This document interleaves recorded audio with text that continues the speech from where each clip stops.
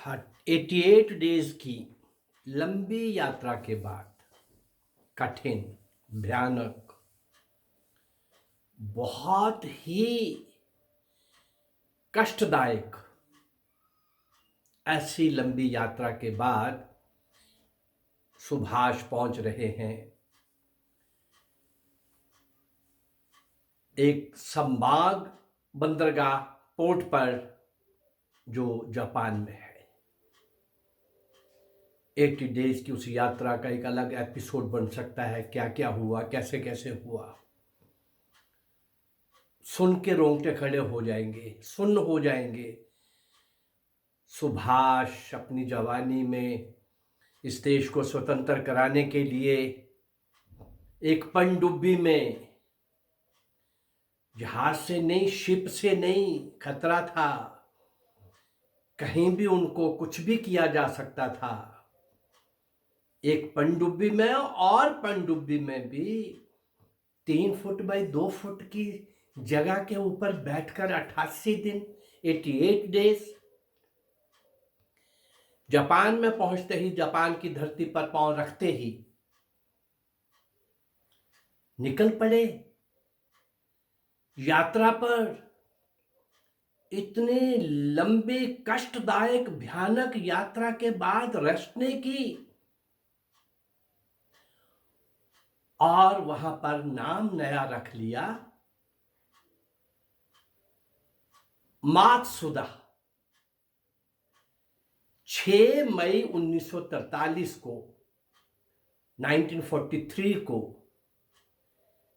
Sabang बंदरगाह Japan में पहुंचते हैं। टोक्यो, रंगून, सिंगापुर के उनके भाषण आजाद हिंद रेडियो से प्रसारित किए जा रहे थे। 4 जुलाई 1943 को सिंगापुर में एक इंडियन इंडिपेंडेंस लीग की मीटिंग होती है। 4 जुलाई 1943 को नॉर्थ एशिया के 2000 प्रतिनिधि एक उस सभा में आते हैं, और उस सभा के अंदर उसके आयोजक कौन थे? रास बिहारी बोस, जिनका मैं पहले एक एपिसोड पूरा ले चुका हूं। जिन महान क्रांतिकारियों ने देश के बाहर जाकर वहां के रहने वाले भारतीयों को संगठित किया, कई देशों में जाकर के वहां के भारतीयों के साधनों को भी देश की स्वतंत्रता के लिए कोशिश किया एकत्रित करने का।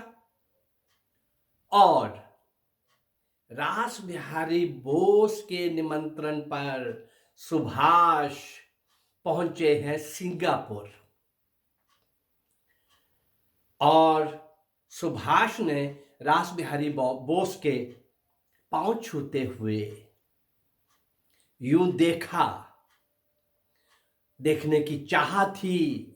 नाम बहुत सुन चुके थे सुभाष रास बिहारी बोस का। और रास बिहारी बोस ने क्या किया? सुभाष को गले लगाते हुए और उसके माथे पर एक तिलक लगाते हुए सैल्यूट किया, और सबके बीच में ये घोषणा की, सबके बीच में ये घोषणा की कि आज से मैं इंडियन इंडिपेंडेंस लीग के सब सूत्र तुम्हारे हाथ में दे रहा हूं। इसका नेतृत्व अब तुम करोगे। 2000 प्रतिनिधि नॉर्थ एशिया के भिन्न भिन्न देशों के, वो सारी मेहनत, परिश्रम, कई वर्षों का उस महान क्रांतिकारी रास बिहारी बोस का था। सुभाष को नेतृत्व सौंपते हुए रास बिहारी बोस बहुत रिलैक्स थे। उनको ऐसे लग रहा था कौन मिल गया? जैसे रामकृष्ण परमहंस को स्वामी विवेकानंद मिले तो रामकृष्ण परमहंस को लगा कि मुझे मेरा शिष्य मिल गया। मैं जिस काम के लिए आया हूं और जिसके द्वारा मुझे इस देश के लिए जो कुछ करना है, मानवता के कल्याण के लिए, विश्व के लिए, भारत के माध्यम से जो कुछ करना है, उसके लिए मुझे स्वामी विवेकानंद मिल गए। ऐसे ही रास बिहारी बोस की आंखों में चमक, चेहरे पे एक संतोष कि इतने वर्षों की मेरी मेहनत को आगे बढ़ाने वाला वीर सपूत सुभाष मुझे मिल गया है। और पहला संबोधन उस सभा के अंदर सुभाष ने जो पहला संबोधन किया वो क्या कहा? शत्रु के शत्रु से संबंध स्थापित करना, शत्रु के शत्रु से सहायता लेना या देना, ये नीतिगत है। यही तो चाणक्य है। आज जर्मन, जापान और इटली अंग्रेजों के शत्रु हैं। अंग्रेज हमारे भी शत्रु हैं और इसलिए शत्रुओं के शत्रुओं से पूरी हर प्रकार की हेल्प लेते हुए, हर प्रकार की सहायता लेते हुए सामने वाले शत्रु अंग्रेज को पछाड़ना है, परास्त करना है, भगाना है, अपने देश को स्वतंत्र करना है, करवाना है।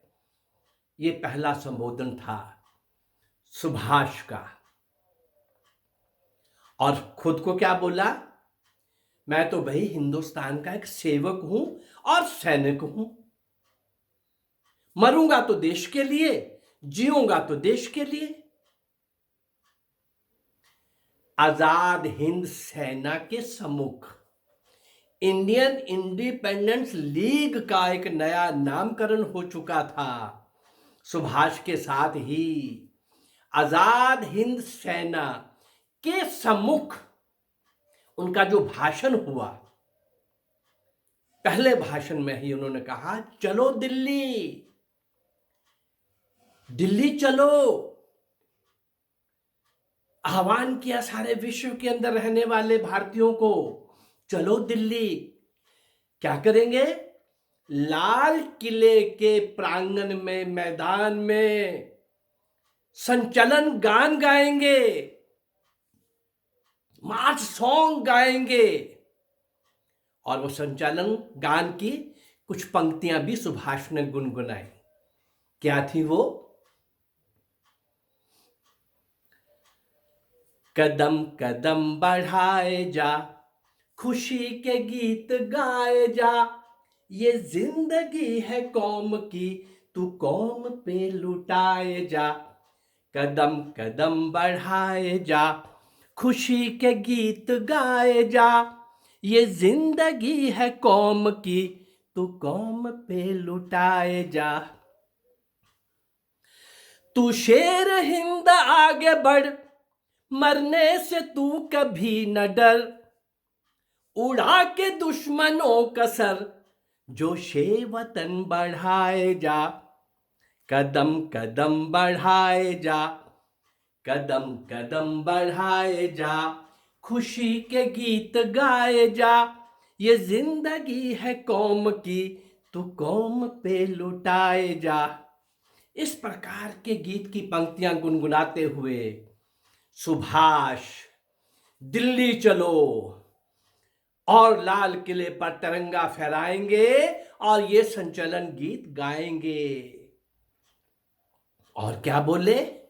ये तो कहा ही था मैं सेवक हूं, सैनिक हूं, हम मरेंगे तो देश के लिए, जिएंगे तो देश के लिए। और फिर क्या बोले? मैं तुम्हें भूख, प्यास, कष्ट, मृत्यु के सिवाय और कुछ नहीं दे सकता। मेरे पास ऐसा कुछ भी नहीं है जो मैं आपको दे सकूं। है तो ये है, भूख, प्यास, कष्ट, मृत्यु। अनथक अनगिनत समस्याएं, चुनौतियां ये मिलेंगी हमें मार्ग में। और आप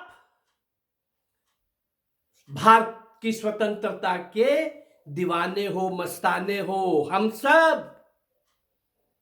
सब सिद्ध हैं इस बात के लिए, और हमारा लक्ष्य है भारत की स्वतंत्रता। तब तक चैन से नहीं बैठेंगे, और ये समय बहुत अच्छा आया है।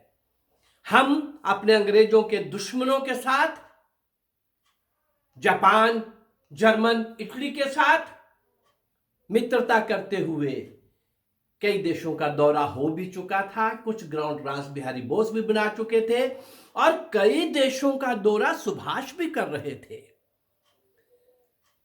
अगले एपिसोड में हम लेंगे किस किस देश में गए और कहां कहां जाकर के कैसी कैसी सहायता लेकर के किस प्रकार वो युद्ध के लिए आगे बढ़े, और उस युद्ध के अंदर क्या क्या कठिनाइयां आई, क्या क्या हुआ, उसकी हम अगली बार चर्चा करेंगे। लेकिन लाल किले पर तिरंगा लहराने की उमंग, ललक दिल रूपी समुद्र में हिलोरे ले रही, ठाठे मार रही वो तिरंगे। लाल किले पर तिरंगा फहराएंगे, दिल्ली चलो, ये आह्वान सब तरफ से हो रहा था।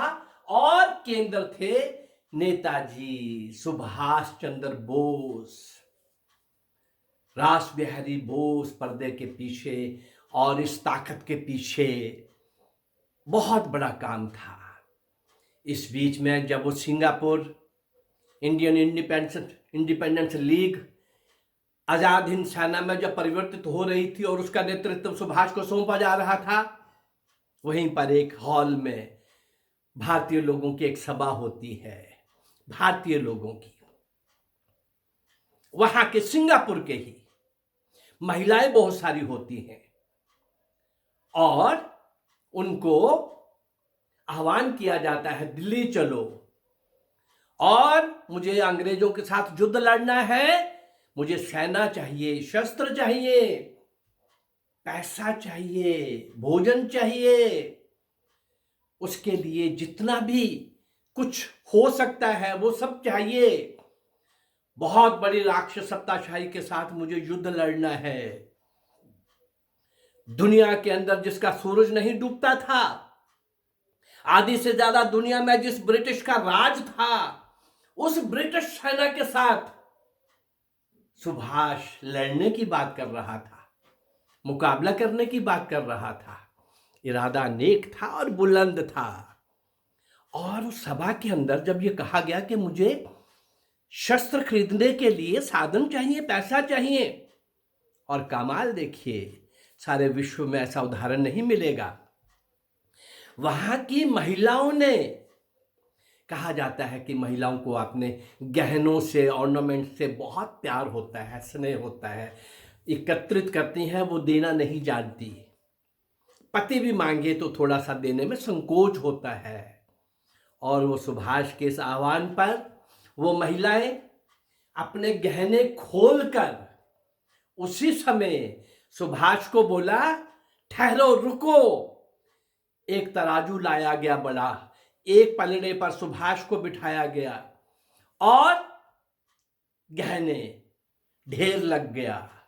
सारी महिलाओं के गहने डालने के बाद भी जब वो तराजू का पलड़ा बराबर नहीं हुआ, अभी कुछ कमी थी, और महिलाओं ने बोला सुभाष को, इसमें किसी पुरुष का कुछ नहीं चाहिए, हमने ही आपको तोलना है, सोने से तोलना है, रुको, ऐसे ही रुको। और कुछ महिलाएं घर में गईं, जो घर में सोना पड़ा था, गहने पड़े थे, वो सब ला करके सुभाष के तोले के लिए, सुभाष के बराबर के वजन के लिए सोना सुभाष को दिया गया। ऐसा विलक्षण उदाहरण, जब मैंने शुरू में कहा कि सुभाष जैसा विलक्षण व्यक्तित्व, कमाल का व्यक्तित्व, सावरकर को क्रांतिकारियों का सम्राट बोला जाता है, तो सुभाष को क्रांतिकारियों का शिखर पुरुष कहा जाता है। इतना बहुप्रतिभा का फर्स्ट आईसीएस जो 2 महीने लेट शिप से लंदन पहुंचता है और 4th पोजीशन में आकर के पिताजी की उस बात को रखने के लिए उसको नौकरी नहीं करनी थी।